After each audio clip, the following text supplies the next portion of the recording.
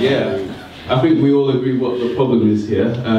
Obviously, the first thing that came to the guy's mind was obviously that last sentence, so I think we're in agreement there. I always like to start where we're in agreement, you know, the ladies and the guys. But we actually delved a little bit deeper as well, from just keeping it to that obvious problem. We concluded that there was a number of things going on. So obviously, being starved is just one of them, but you know, there was a communication issue, you know, that was there. There's a breakdown in communication and effective communication. So whilst two people may be talking to each other, it doesn't mean that they actually communicate to each other. So you need to seek to understand when you speak, not just speak at the other person who's your partner. So through that pursuit of understanding, you can then draw out what are the underlying causes for the behaviours that you're seeing and then start to address that. One of the things we also discussed in our group was that whose responsibility is the situation.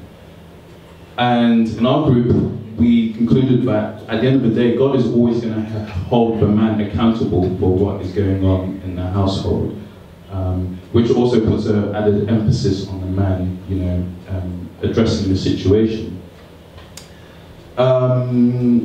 We then looked at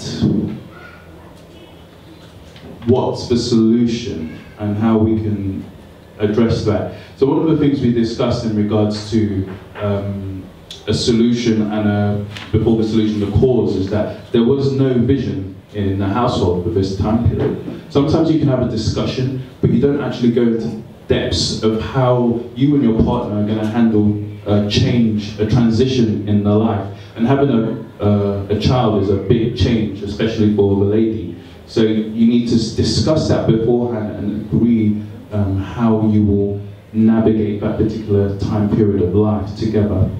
There also needs to be transparency during that conversation and humility, being open to each other. Because of time, I will go through our last notes. One of the key things we also pulled out is the importance of seeking godly counsel. Sorry, I forgot to say that, ladies. Right. Yeah, the importance of seeking godly counsel. We had a discussion because, you know, you have opinions from everyone. Everyone has an opinion, even a 4-year-old has an opinion, but you need to make sure you seek godly counsel.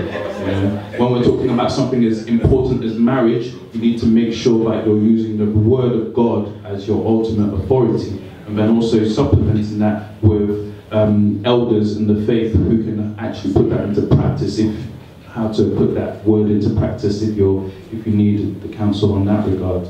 So those are some of the discussions we had in tackling this situation, and obviously it's not just as simple as what we see on the last sentence, but we need to delve deeper into sorting out the situation together.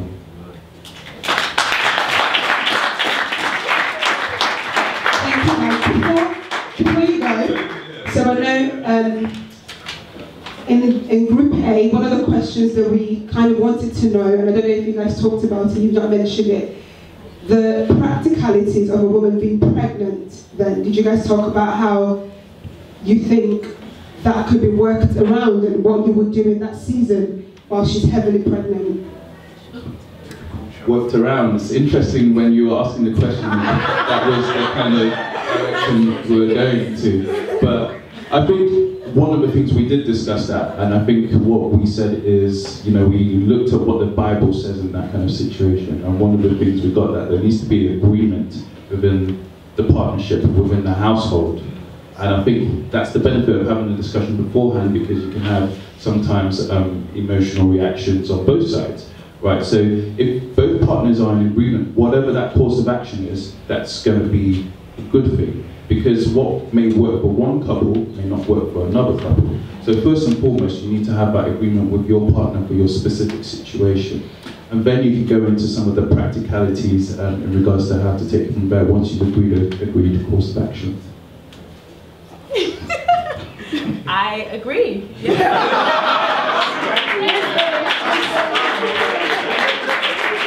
Thank you very much. Let's put your hands together for that. Thank you guys. So we're going to move on to case study 2.